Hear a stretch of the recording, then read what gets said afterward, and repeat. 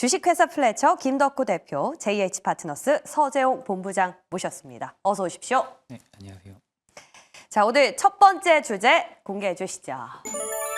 자, 나스닥 얘기로 풀어가 보겠습니다. 뉴욕 증시랑 우리 증시는 정말 결을 많이 달리하고 있네요. 어제 나스닥 지수는 또 한 번 최고가를 경신했는데 아무래도 브로드컴발 훈풍이 지수 상승을 견인했지 않았나라는 생각이 듭니다.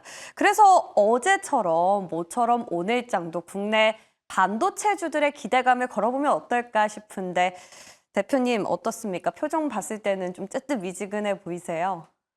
일단 지금 호재라고 한다면은 애플과 브로드컴이 다시 이제 손을 잡았다라는 거는 긍정적이라고 말씀드릴 것 같습니다. 그러니까 이전에도 결별을 한번 했었죠. 당시 이제 결별을 했던 원인도 이제 애플이 나머지 이제 CPU 부분과 그리고 이제 수신용 반도체 부분에서 이제 협력을 하던 걸 이제 끊어냈던 게 불과 작년입니다. 그러니까 이제 1년밖에 안 됐는데도 지금 다시 이 동맹을 맺었다라고 한다는 거는 그만큼 지금 애플도 급해졌다는 얘기죠. 지금 반도체 시장에서 GPU 성장세가 워낙 이제 탄력이 크다 보니까 지금 이제 미국 증시에서는 이런 얘기가 나오고 있습니다. 과연 4조 달러의 시총을 누가 먼저 달성하겠느냐라는 얘기들이 나오고 있는데 지금 많은 월가의 전문가들은 아무래도 지금 애플을 지금 점치고 있는 것 같아요. 일단 GPU 시장이 성장을 했던 거는 많은 분들이 이제는 다 아시겠습니다만 AI가 지금 현재 수준에서는 단순 반복을 통한 어떤 학습 효과들을 좀 많이 얻겠다. 그러니까 학습에 뛰어난, 그러니까 동시다발적으로 여러 번의 수행을 학습을 여러 가지를 하기 위해서 만들다 보니까 GPU가 그만큼 연산 처리가 빠르다라는 입장으로 됐던 거죠. 근데 오히려 지금 애플과 그리고 브로드컴이 지금 이렇게 동맹을 맺었다라고 하는 것은 기존의 CPU 체계로 약간 다시 돌려보려는 일종의 반기를 든 게 아닌가라고 저는 생각을 합니다. 그러니까 사실 이제 애플 같은 경우에는 이제 CPU와 NPU, 그러니까 이제 인경신공망을 이제 기준으로 해서 많이 조성을 하려고 했었어요. 그래서 GPU랑 NPU랑 차이라고 하면은 GPU는 결국에는 이제 여러 가지 데이터들을 이제 학습을 하는데 굉장히 용이하다고 말씀드릴 것 같고, NPU 같은 경우 이제 추론을 하죠. 그러다 보니까 조금 더 시간이 오래 걸립니다. 반면에 이제 우리가 지금 어느 정도 AI 모델들을 확인을 했을 때 지금 뭐 오픈 AI도 그렇고 우리가 흔히 얘기하는 챗GPT죠. 많은 이제 AI 기업들이 실제 이제 인공지능 제품 서비스들을 이제 게시를 하고 나서 이 정도면 어느 정도 백데이터를 만드는데 충분히 가능하다. 그럼 이제 이것을 정밀화하겠다는 입장으로 보여집니다. 그래서 저는 일단 이 긍정적인 소식과 더불어서 이제 국내 증시가 좀 빠르게 반등을 했으면 좋겠는데 반도체 종목들이 이제 일부 상승하는 종목들과 좀 하락이 조정이 나오는 종목들이 있습니다. 저는 지금 시점에서 봤을 때 우리가 그동안에는 엔비디아 향만 향해서 우리가 집중을 많이 하다 보니까 AI 칩 관련해서 다시 이제 개발을 진행하니까 뭐 SK 하이닉스라든지 아니면 한미 반도체가 좀 더 기대가 되겠다 하시는 분들 계실 것 같아요.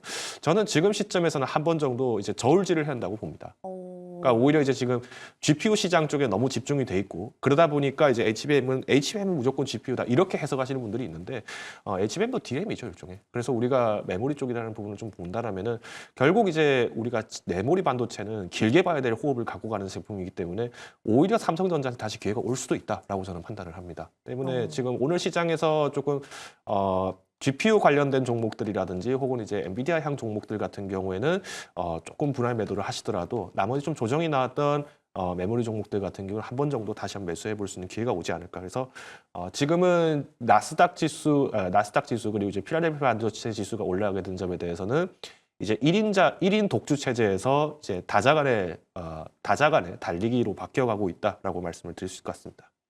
맞습니다. 지금 현재 시장에서는 엔비디아의 대체제로 넥스트 엔비디아를 찾고 있는 움직임들 보이고 있거든요.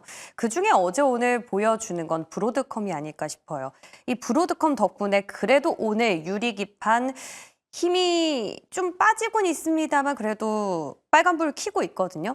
자, 빠질 때 사볼 수 있을 정도로 유리기판 쪽은 매력이 있다고 보세요. 어떻습니까, 본부장님? 네, 일단 유리기판 같은 경우가 지금 이슈가 되고 있는데 유리기판이 이제 상용화가 되려면 좀 시간이 좀 걸리는 부분입니다. 그래서 예전에 한번 유리기판 관련주들이 급등을 했다가 다시 원래 자리로 돌아간 부분이거든요. 그래서 아직까지도 상용화에 대한 부분은 좀 시간이 많이 남았기 때문에 유리기판에 대한 부분은 트레이딩 관점으로는 가능하지만 매수 관점으로 투자 관점으로 봤을 때는 조금 아직까지는 좀 시기상조라고 생각을 하고 있습니다. 아직은 좀 더 지켜보자라면서 보수적인 의견을 주셨네요. 그러면 우리 김덕호 대표님, 앞서서 삼성전자 쪽이 조금 더 힘을 받을 수 있다라는 말씀 주셨는데 오늘부터 삼성전자에서는 글로벌 전략회의가 개최됩니다.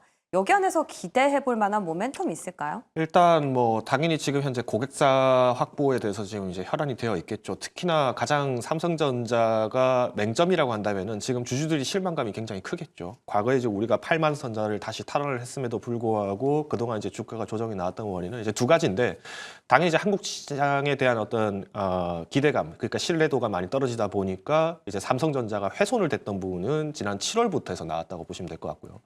두 번째로 이제 HBM 관련된 기대가 엔비디아 향해서 뭐 다시 한번 이제 기대가 있다더라라는 게 그게 이제 대만 언론 통해서 이제 속보가 나왔었죠.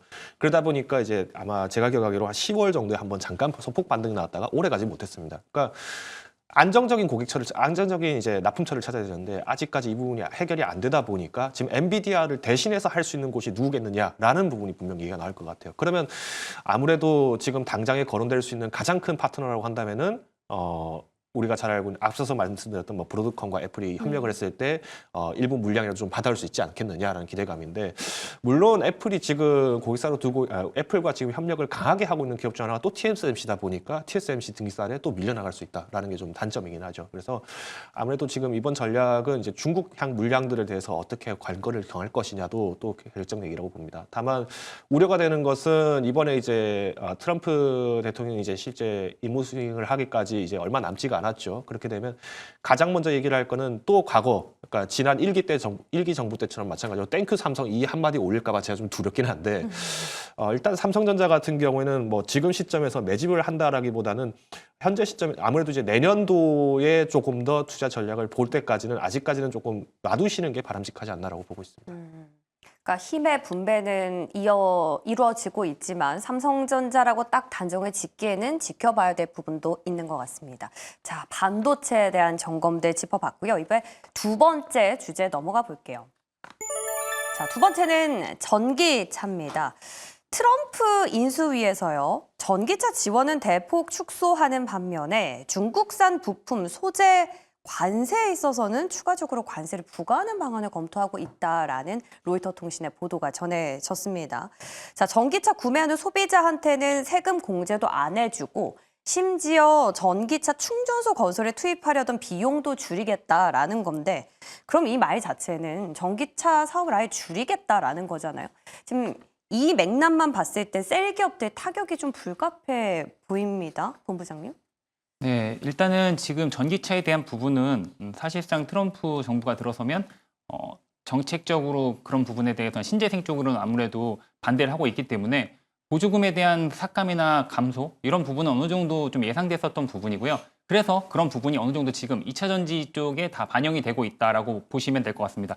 사실상 테슬라 같은 경우는 지금 다른 전기차와는 지금 다른 모습들을 보여주고 있는 이유는 이미 시장을 다 장악을 한 상태고, 다른 전기차들과는 달리 이미 테슬라 같은 경우는 보조금 없이도 자체적으로 수익이 많이 나는 구조이기 때문에 오히려 다른 기업들이 오히려 망하거나 어떻게 보면 좀 구조조정을 하게 되면 반사수혜를 입을 수 있는 게 바로 테슬라다라고 보시면 될 것 같고요. 그리고 근본적으로 테슬라 같은 경우는 이미 뭐 그런 걸 다 알고 있는 상태에서 트럼프에게 지원을 한 거잖아요. 머스크 같은 경우는. 그런 부분에서 지금 테슬라는 전기차로 가고 있는 게 아니라 사실상 자율주행, 그다음에 로봇, 그다음에 우주항공 이 세 개로 가고 있는 거거든요. 그래서 사실상 이미 전기차에 대한 부분은 테슬라에게는 예전에 어떻게 보면 지금의 테슬라가 되기 위해서 전기차로 통해서 발전을 한 거고 성장을 한 거고, 이제부터는 그 전기차를 바탕으로 베이스로 해서 거기서 플러스되는 자율주행 그리고 우주항공 그리고 내년에 이제 출시될 예정인 옵티머스 로봇까지 해서 그런 쪽이 이제 모멘텀이 많이 있기 때문에 그런 쪽으로 지금 테슬라가 오히려 규제가 완화되면서 그런 부분에서 수혜로 지금 최근에 신고가 랠리를 계속 하고 있는 거다, 이렇게 보시는 게 맞는 것 같습니다. 테슬라와 관련해서 자율주행 어제 오늘 또 시세에 나오고 있기 때문에 잠시 뒤에 다시 한번 여쭤보도록 하고요. 다시 저희 본 주제로 돌아가서 전기차 수요에 좀 압력을 가할 것이다라는 사실은 저희 알고 있었지만, 중국산 부품 소재에 대해서 관세 부과 방안을 마련한다라는 거는 우리나라에서도 사실 중국에 의존을 하는 기업들이 많지 않습니까? 소재 기업들의 타격도 불가피해 보이거든요. 대표님 어떻게 생각하세요? 뭐 사실 대표적인 종목이 에코프로 BM이겠죠. 네. 일단 설립 자체도 사실 이제 중국에서부터 이제 소재를 가져와서 가공을 하게 되고 당연히 이제 지분 문제도 여전히 남아 있고 그러다 보니까 트럼프 후보가 아직까지 후보니까 이제 당선이 됐습니다만 당선인이 일단 멕시코와 캐나다로부터도 이제 관세를 인상을 하겠다라고 얘기가 나왔어요. 근데 모든 전면 관세를 인상하겠다는 얘기가 아니라 당연히 이제 중국산 제품에 대해서 추적 관세를 하겠다라고 제가 아마 이전에도 말씀을 드렸던 것 같아요. 그러니까 추적 관세라고 하는 것은 결국 이제 중국주의를 적극적으로 하겠다. 그러니 지금부터 너희는 편을 갈라라라는 의미인데 사실 이제 이렇게 양대 시장이 커지게 되면 문제가 되는 것이 중국은 어마어마한 자원이 있습니다. 자원이 굉장히 풍부하고요. 러시아도 마찬가지입니다. 근데 실질적으로 지금 러시아랑 어떤 무역을 정상적으로 하기가 굉장히 어렵고 대부분 국가들이 또 중국과의 이제 거래를 진행을 하고 있죠.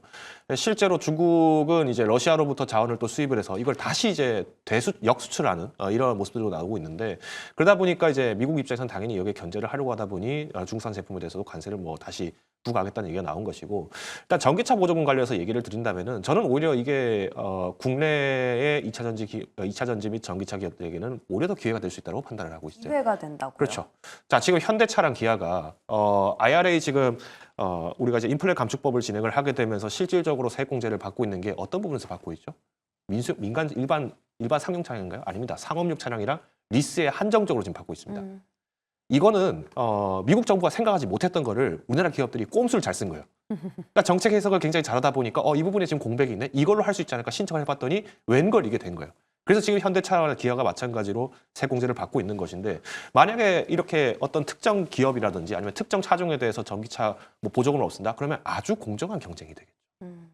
앞서서 이제 본부장님 말씀하셨던 것처럼 테슬라가 지금 원하는 것은 플랫폼 기업으로 가려고 하는 그죠. 거예요. 그러니까 자율주행이라는 서비스를 제공하는 거기 때문에 이제 하드웨어에서 서비스 기업으로 바뀐다라고 하면은 이 하드웨어 시장에서 공정성이 있고 오히려 성장성이 굉장히 높았던 기업은 누가 있을까요? 현대차, 기아가 가능성이 있다는 거죠. 그래서 오히려 지금 이 모습이 단기적으로 봤을 때는 2차 전지 시장이 좀 일부 줄어드는 모습처럼 보이지만 그동안 미국 그리고 중국으로부터 만들어진 그러니까 정말 보조금 받아서 장사하는 기업들이 몰락을 하게 된다면은 보조금 안 받고도 장사하고 살아남았던 현대차, 기아는 가치가 더 높아진다라고 얘기 드릴 수 있을 것 같습니다. 이미 포트폴리오가 다각화돼 있는 상태이기 때문에 하이브리드 차량만으로 견조하다라는 점에서 공정한 경쟁이 가능하다라는 입장이십니다.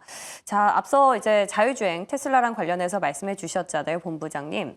근데 자율주행을 테슬라는 하긴 하는데 우리나라에서 테슬라랑 같이 연관돼 있는 알짜 기업이 있을까요? 네, 일단은 지금 알짜 기업이라고 하긴 그렇지만 일단은 관련주 저행주행 관련주 해서 이제 프론티어가 당연히 대장이고요. 퓨런티어. 네, 프론티어가 당연히 대장이고 그다음에 SOS 랩 같은 경우도 있는데 일단은 뭐 나스닥에서 봐도 오로라 이노베이션이라는 또 종목도 있거든요. 그래서 굳이 너무 이렇게 한정적으로 국내 퓨런티어나 뭐 이런 종목들에만 국한돼서 보실 게 아니라 자율주행 관련해서 사실상 우리나라에서는 그렇게 뭐 실적이 엄청나게 아직까지 나는 종목들은 없거든요. 그래서 약간 아직까지는 테마단의 그런 모습이기 때문에 종목들이 장기간 들고 가기에는 사실상 좀 무리가 있다라고 생각합니다. 그래서 오히려 뭐 로봇도 마찬가지고 자율주행도 마찬가지고 우리나라보다는 아직까지는 우리나라에서는 테마단으로 형성되어 있는 것 같은 경우는 오히려 미국장에서 관련 종목들을 좀 보시고 그런 쪽으로 투자하시는 것도 나쁘지 않다라고 생각을 합니다. 테슬라랑 본질적으로 관련이 있는 기업은 미장에서 투자하고 국내에서는 약간은 테마성으로 보자라고 정리해 보도록 할게요. 자, 이제 두 번째 정리 주제 마쳤고요. 세 번째 주제 만나보겠습니다. 비트코인인데요. 와, 정말 매일같이 신고가를 경신하는 행진을 보여주고 있어요. 사실은 주말 사이에 트럼프 팀이 비트코인을 마치 석유처럼 전략적 비축 기금으로 추진하겠다라고 밝히면서 어제 오늘 또 시세가 분출이 된 건데 이게 어떤 의미입니까, 대표님?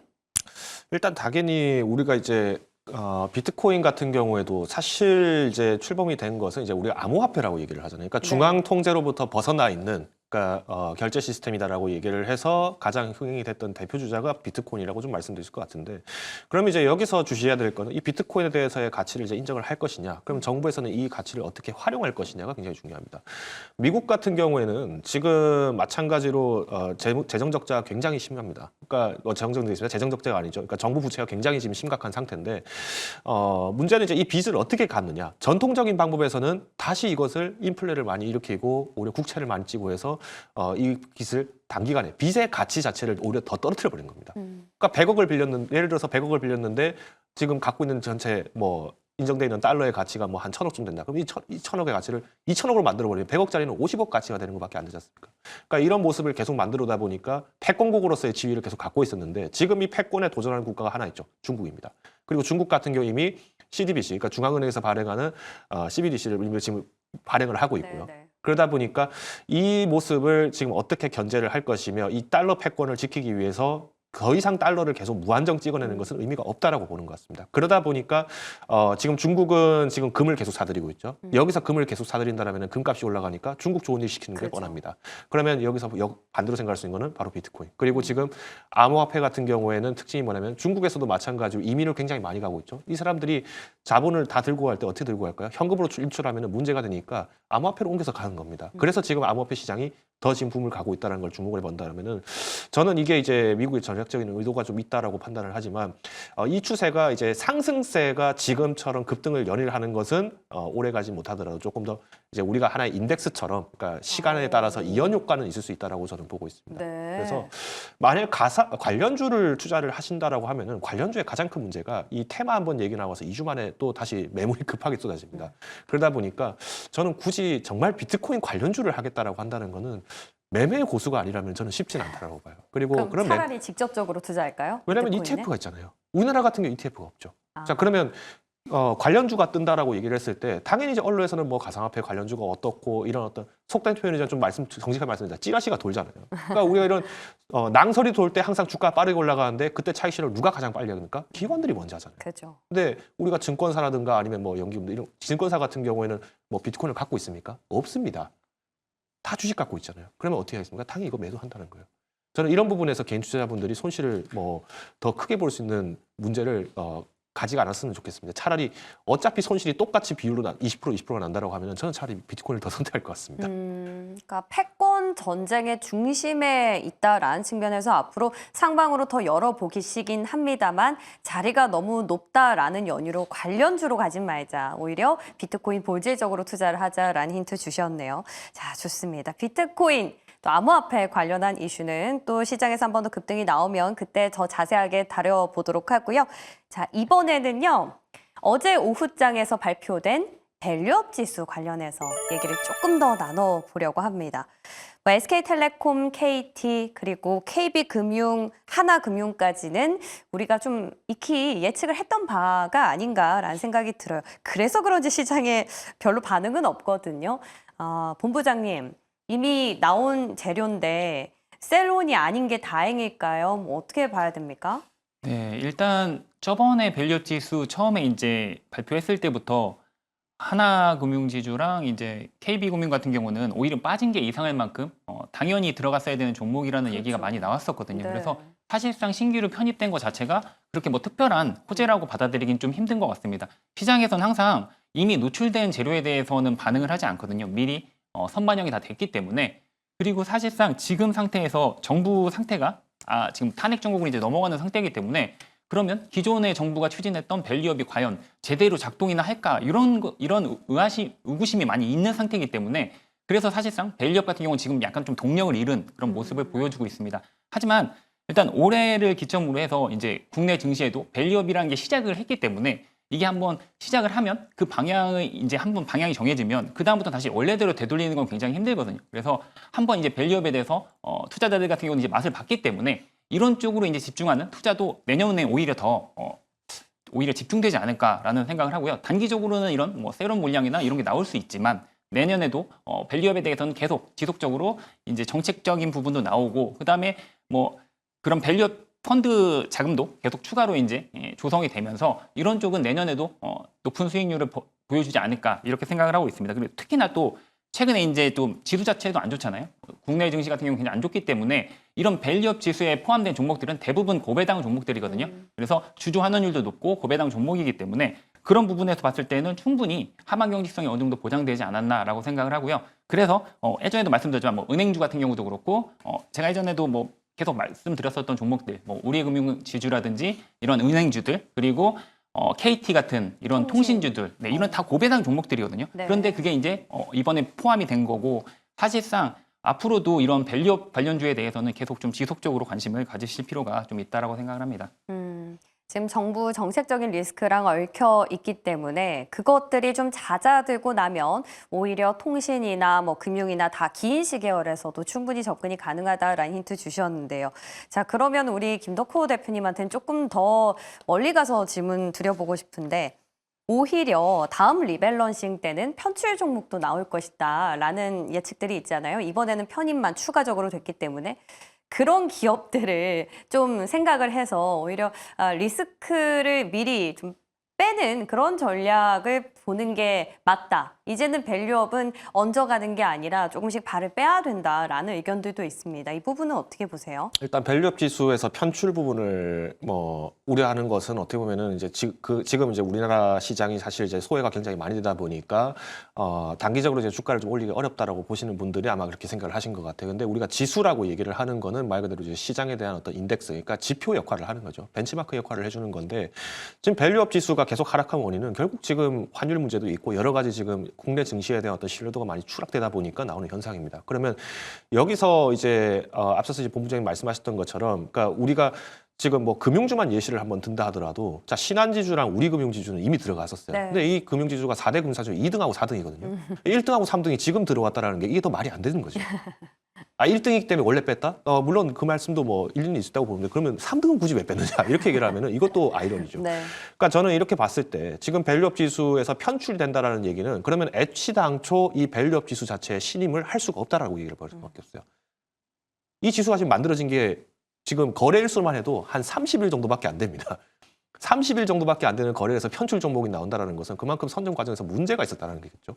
그럼 저는 이것이 이걸 카르텔이 어느 정도 있을 가능성이 있다라고 보기 때문에 저는 뭐 아마 이 탄핵 문제 이후로부터 계속 이제 지금 나오는 이슈들이 더 연장선을 갈 가능성이 크다고 봐요. 그래서 차라리 편출 병력이 없다라면은 좀 더 가능성이 있다. 그렇기 때문에 우리가 만약에 이제 어떤 종목을 좀 선별을 한다라고 한다면은 일단 우리가 이제 뭐 어떤 기업이 어느 정부와 어떻게 연관이 있고 뭐 여야 간의 관계가 어떻게 있고 이걸 다 추적할 수는 없잖아요, 그죠? 그리고 이제 우리나라를 또 대표하는 기업들이기 때문에 저는 일단 지금 시점에서 조정을 해야 되는 건 결국 섹터로 갈 수밖에 없다라고 좀 말씀드릴 것 같아요. 그래서 당장 우리가 지금 우려가 되는 부분들은 내수 부진으로 인해서 특히 제조업 부분들이 지금 뭐 철강 같은 경우에 굉장히 좀 어렵고 하잖아요. 이런 현상들에서는 사실 밸류업 지수기 때문에 뭐 연기금도 들어와야 되고 뭐 마찬가지 여러 자금들이 들어오기 때문에 공적 자금이 들어오는 거기 때문에 결국은 좀 물량 조절을 할 가능성이 있다라고 봅니다. 그래서 저는 오히려 지금 시점에서는 펀더멘털이 더 강해지는 시점이기 때문에 약한 기업들은 조금 비중을 줄이시는 게 맞지 않나라고 판단하고 있습니다. 그럼 짧게 펀더멘털 기준에서 통신대, 은행 따지자면 어떤 쪽을 베팅하세요?